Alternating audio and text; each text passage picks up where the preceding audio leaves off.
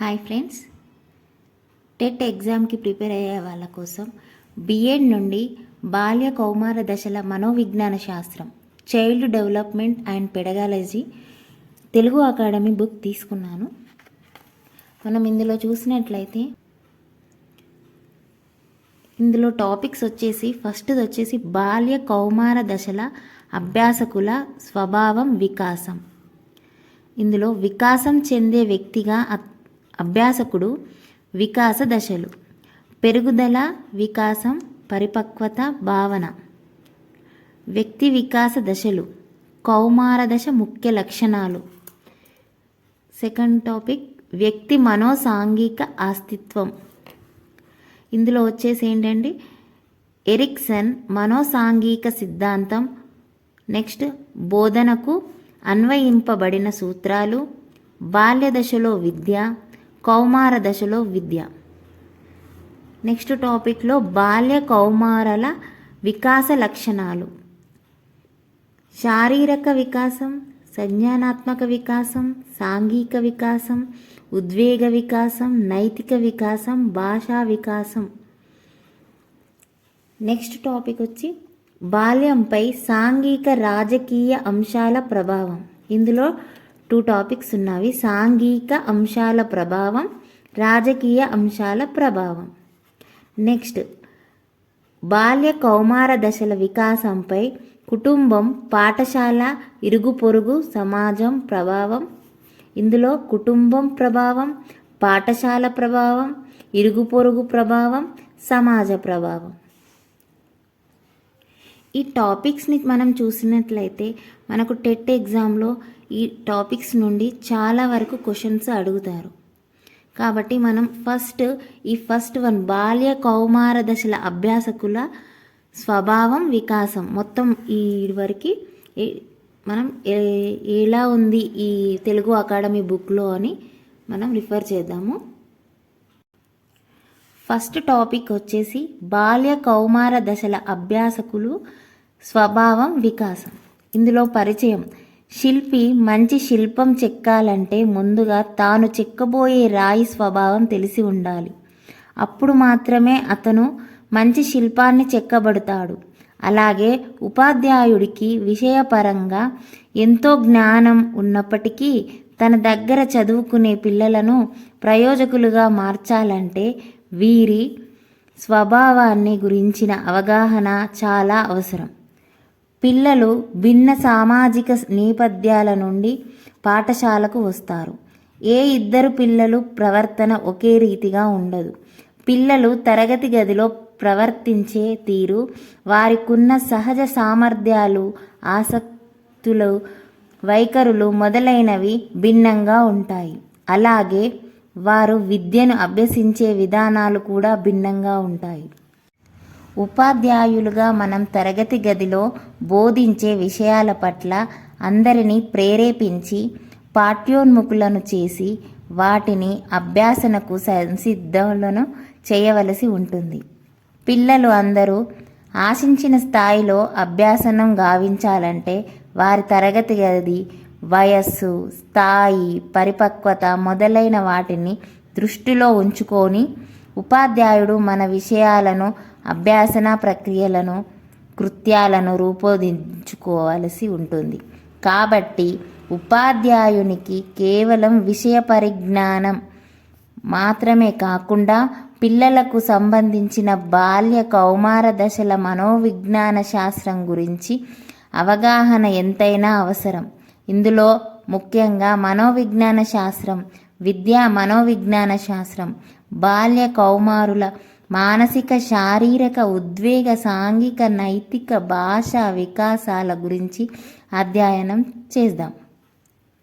ఆంగ్లంలో సైకాలజీగా పిలిచే మనోవిజ్ఞాన శాస్త్రాన్ని క్రీస్తుపూర్వం 400 సంవత్సరాల నాడే గ్రీకు తత్వవేత్తలు పేర్కొన్నారు. ఇది క్వశ్చన్గా మనకు రావచ్చు. సైకాలజీ అనే పదం సైక్, లోగస్ అనే 2 గ్రీకు పదాల నుండి గ్రహించింది. సైక్ అంటే ఆత్మ అని, లోగో అంటే అధ్యయనం అని అర్థం.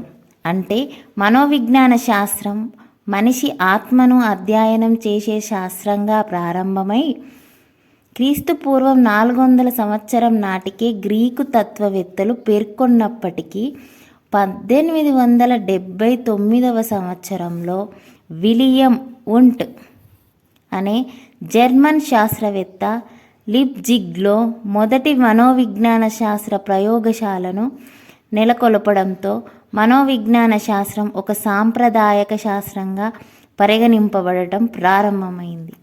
సాహిత్యపరంగా మనోవిజ్ఞాన శాస్త్రాన్ని ఆత్మను అధ్యయనం చేసే శాస్త్రంగా పేర్కొన్నప్పటికీ ఆత్మ స్వభావాన్ని వివరించడంలో నిర్వహించడంలో ఉన్న ఇబ్బందులు పరిమితుల వల్ల కొందరు శాస్త్రవేత్తలు మనోవిజ్ఞాన శాస్త్రాన్ని మనస్సును అధ్యయనం చేసే శాస్త్రంగా మార్చారు. అయితే ఆత్మ విషయంలో ఎదురైన పరిమితులు మనస్సు విషయంలో కూడా ఆటంకాలైనందువల్ల 1890 సంవత్సరంలో విలియం జేమ్స్ 1894 సంవత్సరంలో విలియం వుంట్ మనోవిజ్ఞాన శాస్త్రాన్ని చేతనత్వాన్ని అధ్యయనం చేసే శాస్త్రంగా నిర్వహించాడు. కొంతకాలానికి సిగ్మండ్ ఫ్రాయిడ్ అనే మనోవిజ్ఞాన శాస్త్రవేత్త మనిషి ప్రవర్తనలో అచేతన ప్రాముఖ్యాన్ని గురించి తెలియజేయడానికి పరిశోధనలు చేశారు. వాటి వల్ల అచేతన ఉపచేతన భావనలను పరిగణలోకి తీసుకొనుటకు పరిమితమైన దృష్టిగల చేతనత్వాన్ని మనోవిజ్ఞాన శాస్త్ర విషయంగా పరిగణించవాలనే ఆలోచన తిరస్కరించబడింది. చేతనత్వాన్ని తిరస్కరించడానికి మరొక కారణం అంతఃపరిశీలన పద్ధతి, అంటే మనిషి మనస్సును అధ్యయనం చేయడానికి ఉపయోగించే పద్ధతి. అయితే ఈ పద్ధతిని పిల్లల మీద, వ్యాధిగ్రస్తుల మీద ఉపయోగించడం అసాధ్యం. అందువల్ల చేతనత్వాన్ని మాత్రమే మనోవిజ్ఞాన శాస్త్రం వివరించి నిర్వహించడాన్ని తిరస్కరించారు.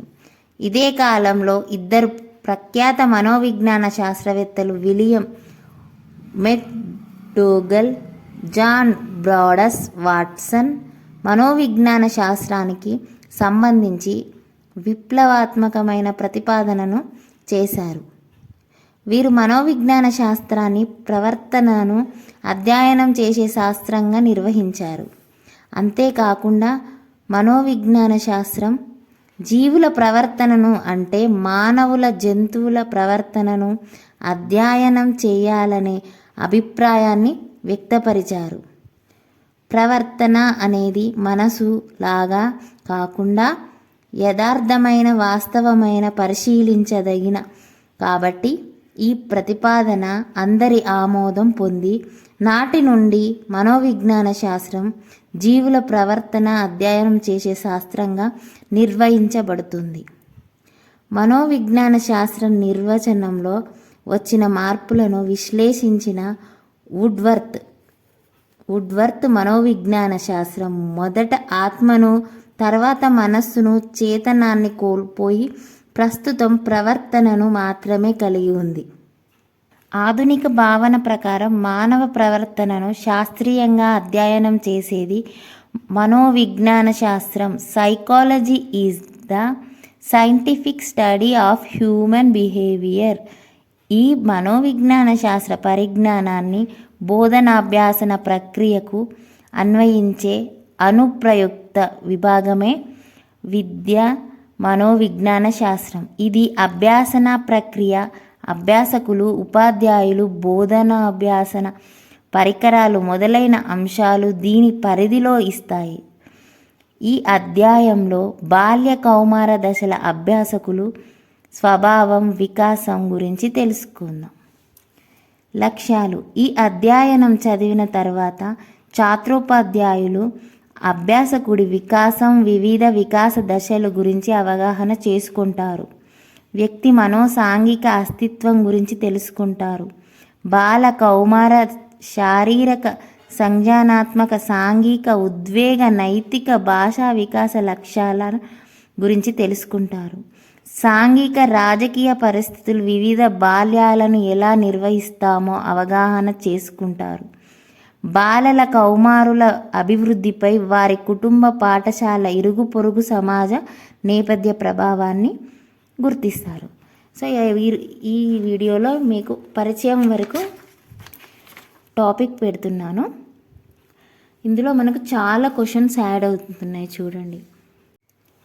ఈ వీడియోలో పరిచయం వరకు టాపిక్ పెట్టానండి. నెక్స్ట్ వీడియోలో వికాసం చెందే వ్యక్తిగా అభ్యాసకుడు వికాస దశలు టాపిక్ని పెడతాను.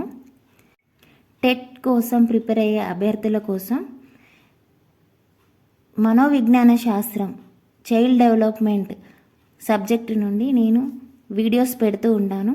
ఇది మీకు ఉపయోగపడుతుందని ఆశిస్తున్నాను.